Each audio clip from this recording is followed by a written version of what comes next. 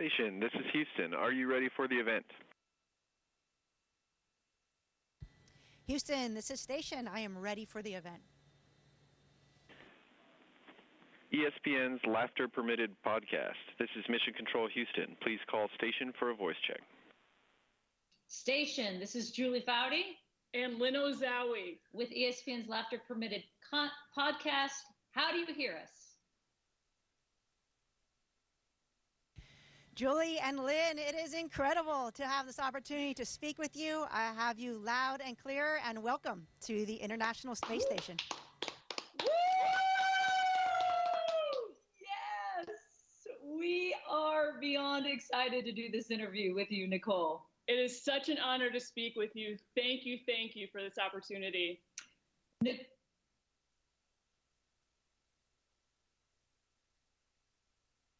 Thank you. I'm pretty excited. Nicole, let's just first establish what an absolute baller you are. Former soccer player at the Naval Academy. Shout out to my former teammate and your coach, Karen Gabera. F-18 fighter pilot, 47 combat missions to Afghanistan and Iraq, and now hanging out in space as an astronaut. So we would like to bow to you. We bow. You can't see this, but we are bowing to you.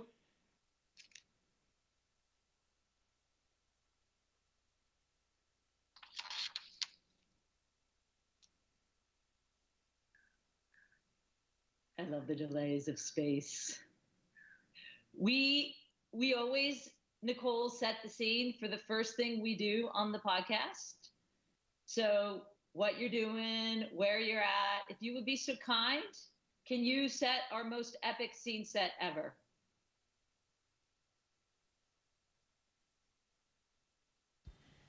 Awesome. Yes. Well, I'm on board the International Space Station, and we are flying 250 miles above our beautiful planet Earth at 17,500 miles per hour. So we make a lap around our planet every 90 minutes. It's pretty incredible. This is a floating laboratory. We have 7 crew members on board as part of Expedition 68. And we're doing a ton of science on board, some maintenance and upgrades to the space station, and really having an incredible time. Oh my goodness. Flying around the Earth at 90 minutes to get around it. That is crazy.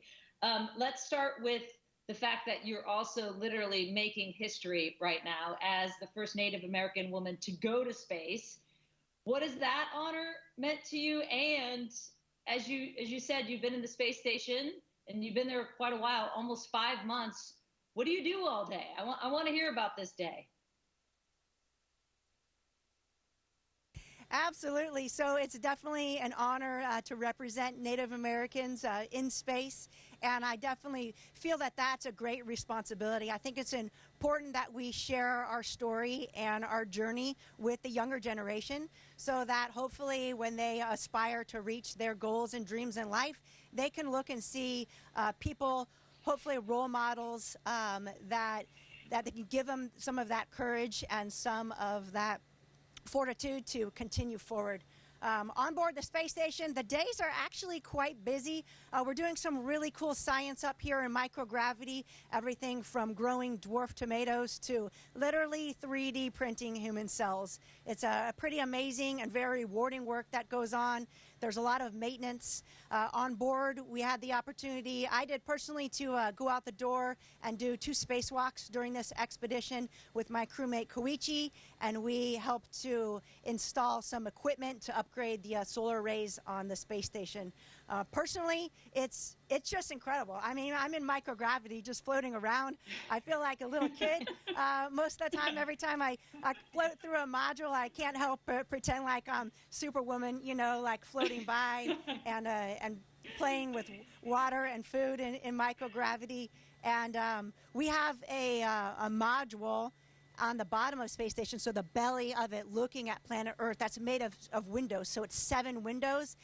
And that, you know, if you're having a tough day, all you've got to do is go down to the cupola and take a look at our beautiful planet. It just takes your breath away. It's the most incredible thing I've ever seen. Nicole, I feel like a little kid talking with you right now. This is just the opportunity of a lifetime. And I'm going to send a big question out into the universe to you.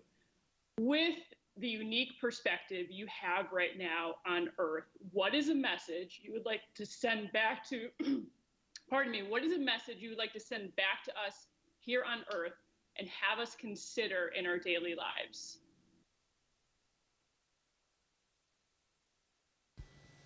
Yes, that is, and it's a tough question because there's so many things that that are important that we focus on in life. But for me, the first feeling that I get when I'm in the cupola and I look at our beautiful planet is just this feeling of awe and amazement, because especially during the day, when you look out into the blackness of space, it is the blackest of black emptiness you've ever seen. And then as your eyes move towards the planet, you can start to pick up the atmosphere, and you see this little gray turn into a light blue, turn into a deep blue, but it's still this thin layer that's protecting our planet from the vacuum of space, and it's really the only thing that's keeping us alive.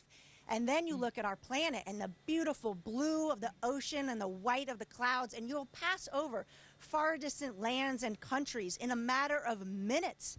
You don't see any boundaries, you don't see any divisions, you just see this little fragile planet in the blackness of space. So I would ask people on a daily basis to think about that. You're a small part of this marble in space, and how do you fit into this entire world? We are all on this planet together as human beings. So how can we come together as that species to take care of each other and to take care of our planet? It's the only one we have. My goodness, the perspective you're going to have forever after this trip, which will have changed so much of what you do and how you think, I'm sure. Nicole, it's time for Most Pressing Questions, International Space Station Edition. Are you ready for this? It's very intense. I'm ready. What is the most fun thing you've done in space?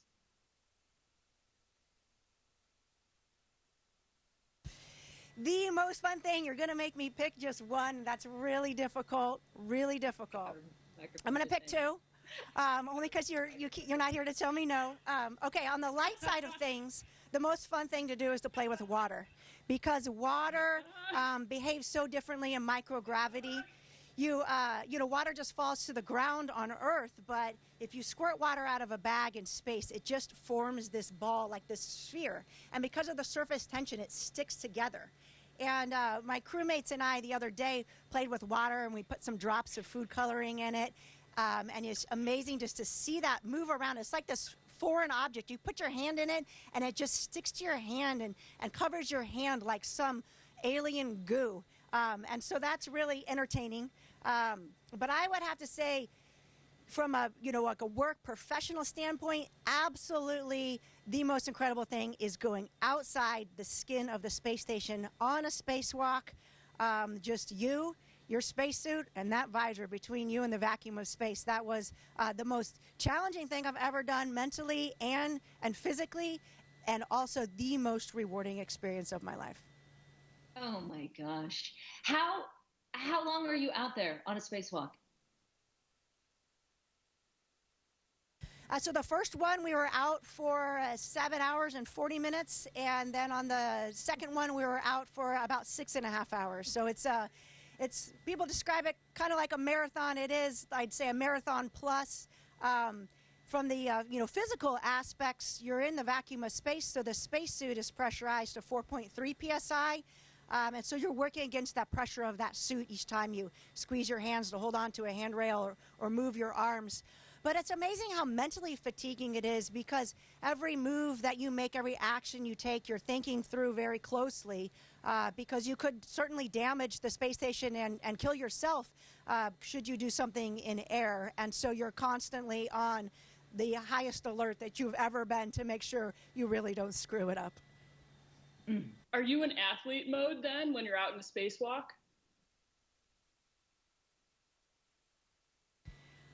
Did you ask, are you an athlete when you're out on the spacewalk?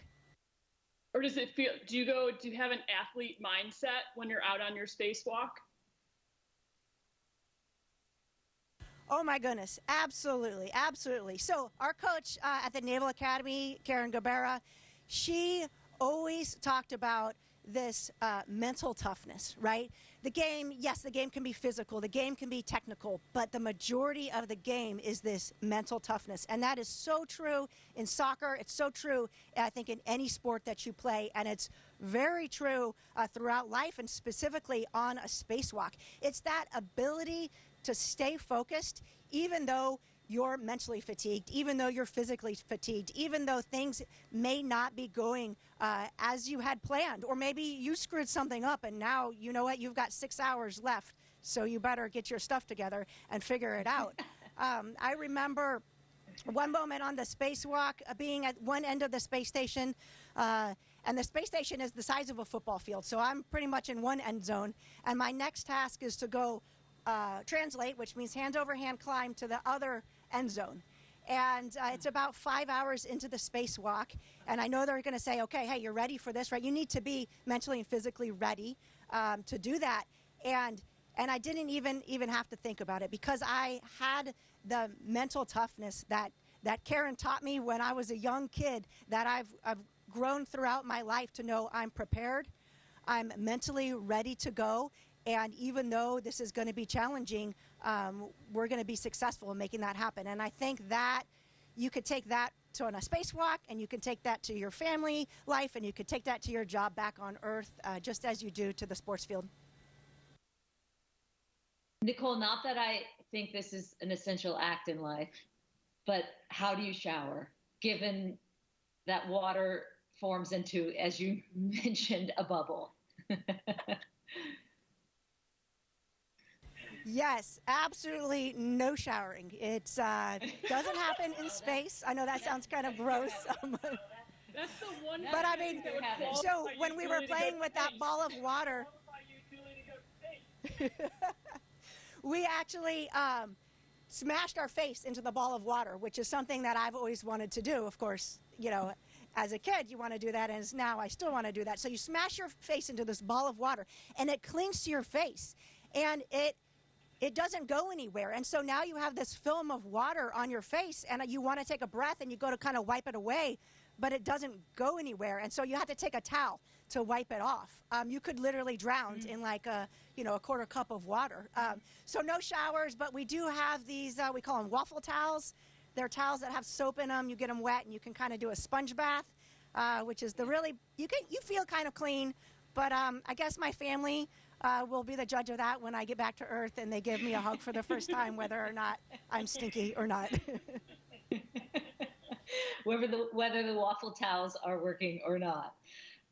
We do a segment on this podcast at the end called High, Low, Cheer. And it's the high of your career, the low of your career, and the cheer is for someone who's helped you along the way. So can you start with the high of your career? I think the high of my career, definitely leaving Kennedy Space Center on top of a rocket and launching to space. That was absolutely the high. Do you know, by the way, that our entire 1999 Women's World Cup winning team was watching you do that together? That's awesome. No, I did not know that. Thank you so much for being a part of the journey. That's super cool. We had an entire text thread. We were like, this is amazing. Karen's on it, Gabera. It was fantastic. We watched it all on YouTube, on NASA's YouTube channel. It was so great. That is awesome. Thank you. And the low of your career, Nicole? I'd say there's been multiple times. It's those challenging times. I remember being challenged in flight school where, I went out on a flight and I didn't do well and I downed that flight, meaning essentially you fail that flight. I remember the first time going to the aircraft carrier and trying to land on the deck of an aircraft carrier, and I didn't do the greatest, I remember going through my initial spacewalk training at NASA and not doing well on some of those early runs and just feeling so deflated and so just down. And it's those times, though, that you learn to rise above that. You learn to figure out, okay, what can I do better next time? Let's pick ourselves back up. And you get to a point, I think, in life where those feelings are no longer, certainly they're uncomfortable and they suck, but they're not these unknowns anymore. You know, okay, I've had something like this before, I felt this before, and I'm going to overcome it, and I'm going to figure out a better way that next time I do that, I'm going to be successful. And so I don't think I could pick just one. I think there's many, and I think a lot of people have many of those moments in life. Yeah, and what we often find on this podcast is it's those lows that bring you to the highs, isn't it? And finally, your cheer for someone who's helped you along the way. I'm going to have to give a cheer to my husband, Travis, and my son, Jack. You know, they're back on Earth holding down the fort, taking care of everything while I'm up here living my dream, executing my dream. And really, it's their love and support that's so important. I really, truly think nobody can do anything on this Earth on their own, right? They need their team, their family, their support network, whatever that is, those people that support you and pick you up. And if it wasn't really for the support of my husband, the day that I told him, hey, I think it's, you know, NASA's accepting applications, but it's crazy. I don't, you know, I'm pregnant. We're about to have a kid. I don't think we can do this. And he looked at me like I was crazy and said, you have to apply. Yes, if you never Travis. apply, you're never going to make it. And there's never a good time. So thank you, Travis, and thank you, Jack. Your love and support means the world to me. We only have a couple minutes left. So before we let you go, can you please show us some type of trick you can do? What is the coolest trick you've learned in zero gravity? Well, there's a lot of tricks, certainly just floating upside down. I didn't bring any water, but if I had water, I could. But here you can see here's my Superwoman. Ready?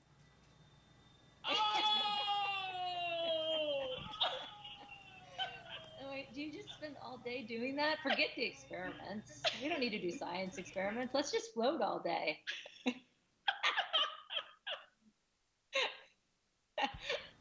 The ground watches us closely, and if we're messing around too much, they'll give us a call and tell us to get back to work. Do they? They scold you if you start playing and floating too much. I love how you don't even hold the mic. It just floats right there, right? I saw that. Look at you can just toss it between hands. That's so good. It's incredible up here. It's so much fun. Someday maybe you can come to space. Commercial space travel is picking up, so you might have the opportunity soon. You know what I was thinking? When you come back to Earth, do you think Julie and I can get a ride with you in an F-18? Well, at NASA, we don't have F-18s, but I'm pretty sure that we could work with the Navy and Marine Corps and get you up in an F-18. At least we could ask. If you never ask, you're never gonna have the chance, right? I feel like, Colonel Mann, you'll know someone that knows someone that knows someone that can get us on one of them. I just want to say, when we get back to Earth, please, can we do a 5-month interview with you? I know you've been, on the road, so to say, for 5 months, but we want to do like a whole podcast season of interviews with you to talk about, the fact that you're actually trying to make human organs in space just blows my mind. There's so many questions we haven't been able to get to. So I just wanted to thank you for your service. Thank you for being an inspiration. Thank you for continually showing us all what's possible by breaking barriers in everything you've been able to do in your career day by day. Thank you so much, Julie and Lynn. It was really a privilege to have a chance to chat with you today, and I look forward to chatting with you back on planet Earth. So much. Come home safely. Thanks for all you do. Thanks, Nicole.